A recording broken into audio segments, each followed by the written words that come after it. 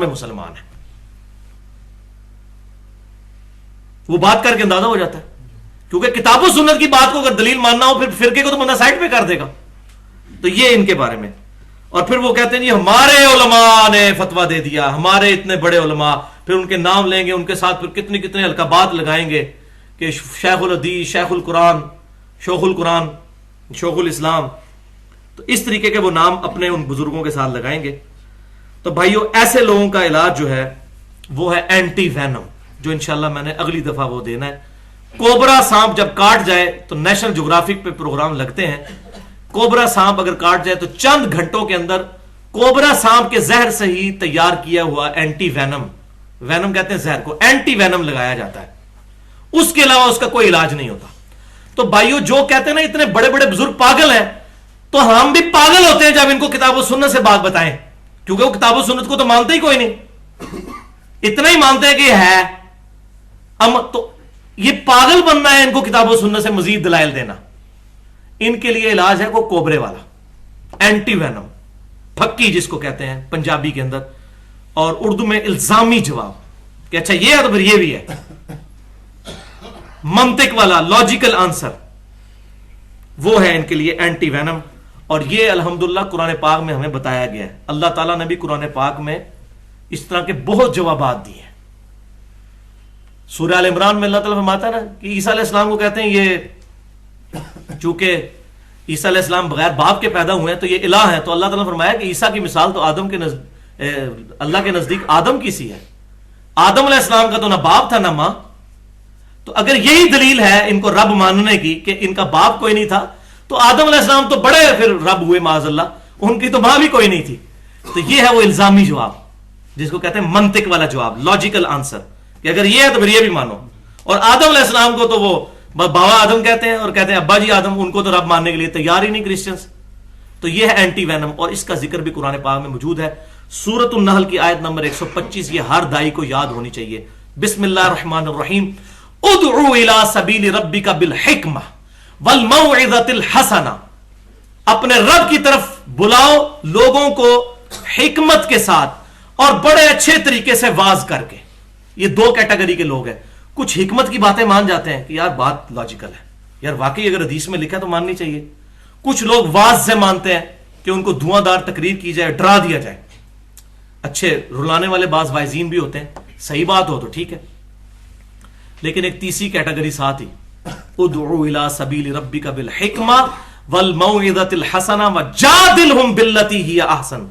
ये तीसरी कैटेगरी कि जो फिर ऐसे लोग हैं ना जो बंदे जिद पे अड़े हुए हैं, उनके लिए वजादिलहुम, उनसे मुजादला करो। ये दजल देते हैं ना लोगों को, इनके साथ फिर डिबेट करो, जादिल, बल्कि ये उस मामले में आता है झगड़ा। फिर उनके साथ झगड़ा करना पड़ेगा। झगड़ा क्यों करना पड़ेगा, मुजादला क्यों करना पड़ेगा? इसलिए कि वो तो पैसे लेके अपने वो मेंबरों से बात कर रहे हैं, उन्होंने आपकी बात कहां माननी है? झगड़े के बगैर तो माननी नहीं ये। लेकिन ये झगड़ा को फिजिकल झगड़ा नहीं, इल्मी झगड़ा होगा, वही एंटी वैनम, कि यार आपकी बात ठीक है लेकिन फिर इसका क्या जवाब है? और वो एंटी वैनम क्या है? वो है कि ऐसी बातें इनको बताई जाए कि ये खुद अपने कानों को हाथ लगाएं और मेंबरों से ये बात करते हुए शर्माएं।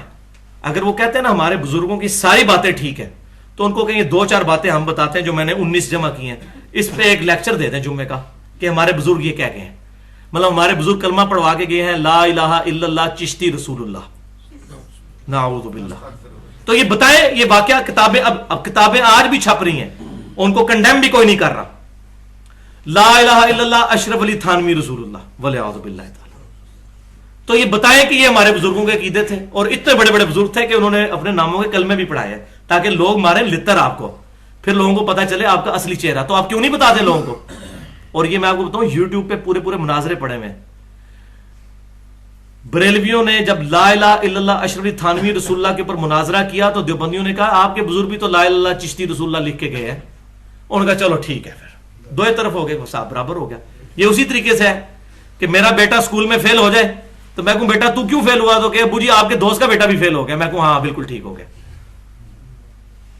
ये जवाब है, ये जवाब अपने आप को धोखा। और यही मुनाजरे हो रहे होते हैं। अगर आप मुनाजरे देखें, चाहे आप जनाब मुनाजरा देखें हनीफ कुरैशी साहब का طالب الرحمان شاہ صاحب کا جو اہل حدیث کے عالم ہے، نیب قریشی صاحب بریلویوں کے، الیاس گمن صاحب دیوبندیوں کے، ان کے اگر مناظرے دیکھیں نا، اس میں شرائط شروع میں کیا مانی ہوتی ہیں؟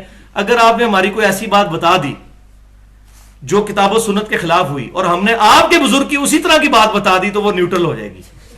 بالکل یہ ہے. یہ اس وقت بڑا مشہور ہوا ہے مناظرہ نیب قریشی اور طالب الرحمان شاہ کا. وہ آپ اس کی شروع کی شرائط انہوں نے پڑھ کے سنائی ہے کہ اگر ہم کوئی ایسی بات گستاخانہ جو آپ ہمارے بزرگ کی بتائیں اور ہم اسی طرح کی آپ کے بزرگ کی بتا دیں گے تو وہ بات ختم ہو جائے گی. یہ تو بات پبلک میں ختم کریں گے نا، آپ اللہ کی بارگاہ میں کیا جواب دیں گے؟ تو میرے نزدیک تو اس مناظرے کے بعد ان دونوں کو کلمہ پڑھنا چاہیے تھا. جو کچھ انہوں نے اس مناظرے میں کیا ہے میرے نزدیک تو دونوں زیرو ہو گئے اس مناظرے کے بعد. اتنی بڑی بڑی، اور کہتے ہیں صوفیاء کی شتیہات ہیں، اس طرح کے عجیب و غریب نام انہوں نے ڈیوائز کیے ہوئے ہیں والعیاذ باللہ تعالی.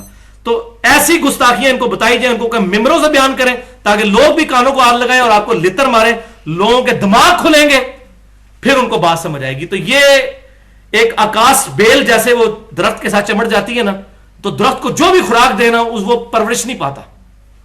جب تک ان لوگوں سے یہ آکاش بیل نہیں نہ لاگ کی جائے گی، یہ گستاخانہ ان کی عبارتیں دکھا کے، ان کو کتاب و سنت کو ہی نہیں سمجھ آنا. ان کو ان کی آکاش بیل جو ہے پہلے الگ کریں، اور یہ حق ہوگا پھر کڑوا، اس کے لیے پھر تیار رہنا ہے. اور وہ سورہ یونس کی آیت نمبر 15 ہے. کافر کہتے تھے اے نبی صلی اللہ علیہ وسلم اس قرآن کو بدل دو یا کوئی اور قرآن لے کر آؤ، یہ بڑا سخت باتیں کرتا ہے، یہ تو بالکل کلیئر کٹ باتیں کرتا ہے. تو نبی صلی اللہ علیہ وسلم نے کہا کہ مجھے تو اس چیز کا اختیار ہی نہیں ہے کہ میں اپنے جی سے اس کو بدل دوں. انی اخاف ان عصیت ربی عذاب یوم عظیم، میں تو خود اپنے رب سے ڈرتا ہوں کہ اگر بالفرض میں نے بھی اپنے رب کی نافرمانی کی تو بڑے دن کا عذاب مجھے بھی آ پکڑے گا. یہ سورہ یونس کی آیت نمبر 15. پھر آیت نمبر 16 میں نبی صلی اللہ علیہ وسلم سے کہلوایا گیا، نبی ان سے فرمائیے میں اتنا عرصہ تمہارے اندر رہا ہوں، تم نے کبھی کوئی ایسی حکمت کی بات مجھ سے سنی تھی؟ اچانک راتوں رات ہی میں ایسی باتیں کرنے لگ پڑوں. میں نے کسی شاعر کی شاگردی نہیں کی، کسی حکیم کی میں نے شاگردی نہیں کیا، اور راتوں رات اتنی فساد والا کلام بیان کر رہا ہوں. اس کے سوا اور کیا ہوگا؟ میری 40 سال کی زندگی تم پر گواہ ہے کہ یہ قرآن اللہ کی طرف سے، الحمدللہ. تو یہ کڑوا کام میں نے کیا ہے، وہ پمفلٹ اندھا دھند پیروی کا انجام.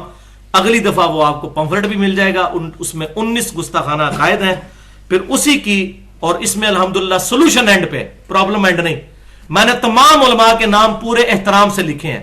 مولانا احمد رضا بریلوی صاحب، مولانا اشرف علی تھانوی صاحب، کوئی گستاخی نہیں کی، عبارتیں ان کی کتابوں سے لکھی ہیں، نیچے قرآن کا عقیدہ لکھا ہے، اور یہ بھی نہیں کہا کہ اس سے رزلٹ یہ نکلتا ہے. کا فیصلہ آپ کے ہاتھ میں. دونوں تصویر کے رخ دکھا، اس سے اور کیا مہذب طریقہ ہو سکتا ہے؟ الحمدللہ. اسی کی ایکسٹینشن پہ پھر 3 اور ریسرچ پیپر ہیں، یہ سارے اہل سنت پاک .com پہ ہیں. ایک ریسرچ پیپر نمبر 2B ہے غیر اسلامی نظریات بامقابلہ صحیح اسلامی عقائد. دوسرا قبروں سے فیض کے عقیدے کا تحقیقی جائزہ، اور تیسرا رافضیت، ناصبیت اور یزیدیت کا تحقیقی جائزہ. اس میں بھی میں نے بزرگوں کی غلطیاں پوائنٹ آؤٹ کی ہیں، اور یہی ہے اس کا کنکلوژن. ان عبارتوں کے بعد اب 3 پاسبلٹیز بنتی ہیں، اس کے علاوہ کوئی چوتھی پاسبلٹی نہیں ہے، اور اسی پہ میری گفتگو ختم ہے. پہلی پاسبلٹی یہ ہے کہ ان گستاخانہ عبارتوں کے بعد یا تو ان کی یہ بات مان لی جائے جو یہ کہتے ہیں کہ اتنے بڑے بڑے بزرگ پاگل تھے، تو ہم کہ واقعی پاگل تھے، پاگل ہی یہ کلمہ پڑھوا سکتا ہے لا الہ الا اللہ چشتی رسول اللہ والعیاذ باللہ. ٹھیک ہے. اور ان سے کہیں کہ اپنے بزرگوں کو دوزخ سے بچانے کا واحد ذریعہ یہی ہے کہ آپ ان کو پاگل ڈکلیئر کریں. یہ پہلی پاسبلٹی ہے. ہم پاگل آدمی کلمہ اس طرح کا پڑھ لے تو اللہ تعالیٰ اس کی پکڑ نہیں کرے گا. صحیح بخاری میں حدیث ہے 3 لوگوں کی پکڑ نہیں ہے، پاگل کی، سوئے ہوئے شخص کی، اور جو نابالغ ہے. تو ان کو کہ بالکل آپ ٹھیک کہتے ہیں، وہ پاگل ہی تھے.